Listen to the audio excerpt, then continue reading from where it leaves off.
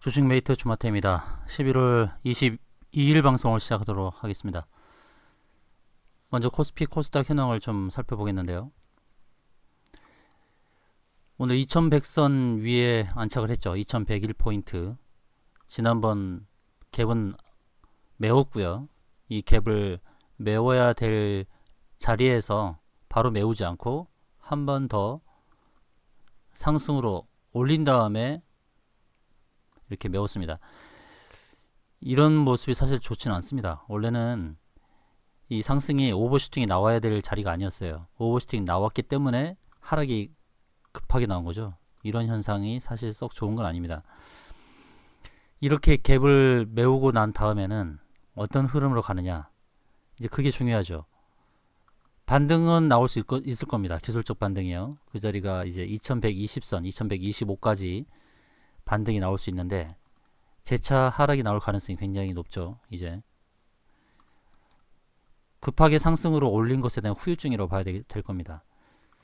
지난번 발생했던 두 번째, 위에서부터 봤을 때 두 번째 갭이 이제 2053매에 있어요. 2050선까지도 위협을 할 수가 있는 겁니다. 그렇기 때문에 다음 주에 혹시 반등이 나오더라도 그거는 이제 기술적 반등에 불과할 수 있다라는 겁니다. 주봉에서 바라봤을 때의 갭이 분명히 두 개가 발생했죠. 2100선에서 그리고 2053에서. 왜냐? 월요일날 갭 상승해서 시작을 했기 때문에 주봉에서도 갭이 뚜렷하게 보이는 겁니다. 그 밑으로는 없어요. 주봉에서는요. 그래서 이 두 개의 갭은 반드시 메울 것이다. 2100선을 메웠으니 이제 2053도 메운다는 그런 관점을 가지셔야 될 것입니다. 그래서 상승이 나오더라도 기술적 반등에 불과할 것이다 라는 그런 생각을 가지시고 장을 임하시는 게 좋을 것 같고요. 코스닥의 경우는 4일 동안 가파르게 빠졌었죠. 이렇게 빠졌었는데 하락의 목표치를 다 채운 건 아닙니다. 629포인트까지 갔었는데요. 코스닥에서 바라보는 하락의 목표치는 625 정도가 될 것이에요. 오늘 625까지 갔더라면 이제 상승으로 어느 정도의 상승가다 660까지의 상승을 기대해 볼 수 있었으나 그 포인트는 가지 않고 들어 올렸는데, 그럼 다음 주에는 코스피와 같은 그런 기술적 반등이 나온 다음에 코스피의 하락 시에 같이 하락하면서 625의 포인트를 채울 수가 있습니다. 또는 언더슈팅이 나오면 622까지도 밀릴 수가 있다는 것이죠. 거기서 지지를 받아줘야 됩니다. 거기를 지지를 못 받으면 이제 구름층 아래로 더 밀려버릴 수 있는 그런 불안한 위치에 있어요. 그래서 다음 주에는 기술적 반등이 있다 하더라도 또 추세 상승으로 되돌린다라고 보기는 어렵고요. 지금 코스닥도 일봉상에 보게 되면 후행 스팬이 이제 캔들 안으로 들어왔죠. 캔들 안으로 들어온 것은 반등이 나오더라도 캔들을 맞고 추가 하락이 나올 수 있는 것입니다. 하락의 마무리가 625 1차적으로 625에서 지지를 못 받으면 610선 근처까지도 갈 수 있는 이런 부분이 있습니다. 코스피와 연동을 하게 될 거예요. 코스피가 2053의 갭은 반드시 메워야 되는 전제를 깔고 가야 되기 때문에 그런 부분을 조심해야 될 것입니다. 이제 종목 얘기를 좀 하겠는데요. 인트론바이오라는 종목부터 먼저 말씀드리겠습니다. 어제 오늘 하락의 그런 분위기 가운데서도 양봉을 그려냈죠. 그래서 하락장에도 강한 주식은 추가적인 상승이 나올 수 있는 그런 기틀을 마련했다라고 보시면 좋겠는데요. 인트론바이오는 이제 일봉이 120선의 지지를 견고하게 받고 있습니다.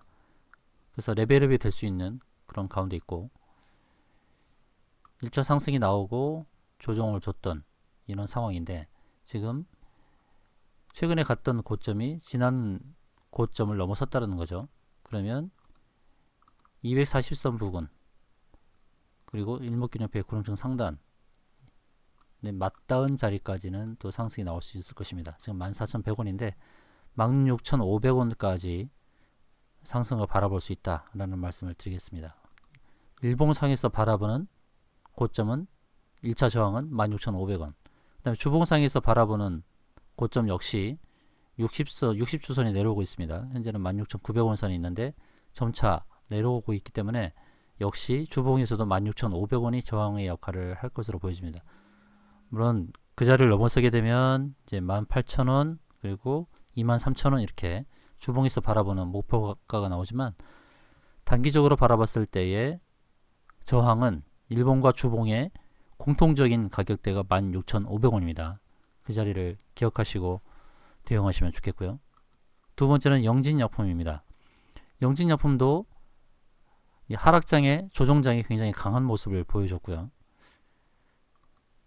최근에 일주일의 흐름을 보시면 240선 위에서 자리매김을 하고 있습니다.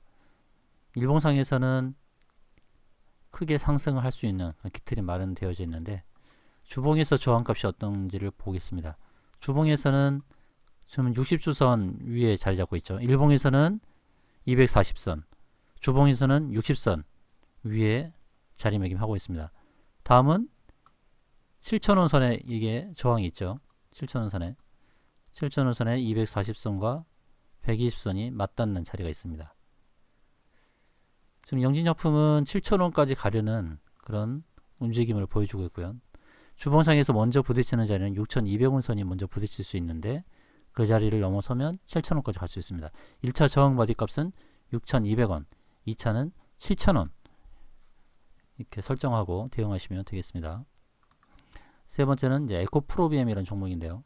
에코프로비엠 오늘 조종장에도 5% 가까운 상승이 나왔습니다. 2차전지 관련주죠. SK이노베이션 향 2차전지 관련해서 매출이 증대하고 있는 회사인데요. 60선 위에 안착을 하면서 이제 120선이 55,000원 저항값이 있는데 55,000원은 큰 저항 역할을 하기 힘들 거라 봅니다. 한 번은 써먹었거든요. 120선을 이렇게 써먹고 나면은 일목균형표 구름층 상단까지 갈 수 있는 그런 흐름입니다. 목표치는 이제 57,000원이 되겠고요. 120선 한번 부딪힐 수 있다 그러면 55,000원, 그 다음에 57,500원이 되겠습니다. 55,000원, 57,500원 부분이 될 테고요. 상장한 지 오래되지 않았기 때문에 주봉의 값은 이제 기준선 저항으로 하나 보시면 되겠는데 지금 기준선은 이제 56,500원. 그래서 1차적으로는 55,000원, 그리고 56,500원과 57,500원 사이에 진입하면 거기서 또 저항 역할을 할 수 있으니까요. 자, 에코프라비엠은 최종적으로 목표가 57,500원을 제시하도록 하겠습니다. 57,500원. 주봉에서 바라봤을 때의 추세선을 한번 그어보겠습니다. 추세를 그어보게 되면 이렇게 이런 모습이 나옵니다. 추세선이 맞닿을 수 있는 자리가 역시 기준선 부근이 되겠죠. 기준선에서 56,500원부터 57,500원 자리가 또 나오죠. 이 자리가. 이 자리는 어느 저항 역할을 할 수 있는 부분이기 때문에 56,500원과 57,000원 사이가 오게 되면 매도로 대응하시는 게 좋겠습니다. 다음은 유니슨이라는 종목인데요. 유니슨은 큰 상승 이후에 조정이 나왔고 또 장대 양봉을 만들었던 적점을 훼손하지 않고 오늘 장중에 13%나 상승하고 밀리긴 했습니다만 상승 추세가 꺾인 것은 아닙니다. 매물대가 이제 1,100원부터 있는데 1,100원부터 1,150원 사이에 있는 매물대를 돌파하게 된다 그러면 일목균형표의 구름층 상단에 있는 1,300원 그리고 1,200원 이 부분까지는 도달할 수 있을 거라 봅니다. 매물대 돌파 시에 1,220원에서 1,300원 이 부분까지 도달할 수 있는 가능성이 굉장히 높고 이번 달 최근 들어서 2주 동안에 큰 거래량이 나왔다는 부분도 긍정적으로 할 수 있습니다. 주봉으로 보게 되면 주봉 60주선에 저항이 있고요. 일봉과 주봉의 저항값이 거의 비슷하다고 봐야겠죠. 이 자리가 1290원 조금씩 내려오고 있으니까 1250원 정도를 설정해도 되겠네요. 1250원 정도. 그래서 1200원. 그러니까 240선을 부딪히고 빠지든지 아니면 조금 오버슈팅 나오면서 빠지든지. 여튼 1200원 부근은 저항 역할을 할 것이고, 이 매물대는 거래량을 수반하면서 돌파할 수 있다는 관점으로 보시면 되겠습니다. 그래서 목표가는 1200원으로 설정하도록 하고, 장대 연봉의 저점인 855원을 깨면 위험하겠죠. 아마 이 저가를 훼손하기 힘들고 시가 864원도 깨기는 어려울 것이다 보고 있습니다. 거래량이 자그마치 2600만 주나 나오면서 장대 연봉을 만들었기 때문에 이 저점을 깨기는 쉽지 않을 것 같고요. 1200원 목표가 바라보시고 대응하시면 되겠습니다. 다음은 아나페스라는 종목인데요.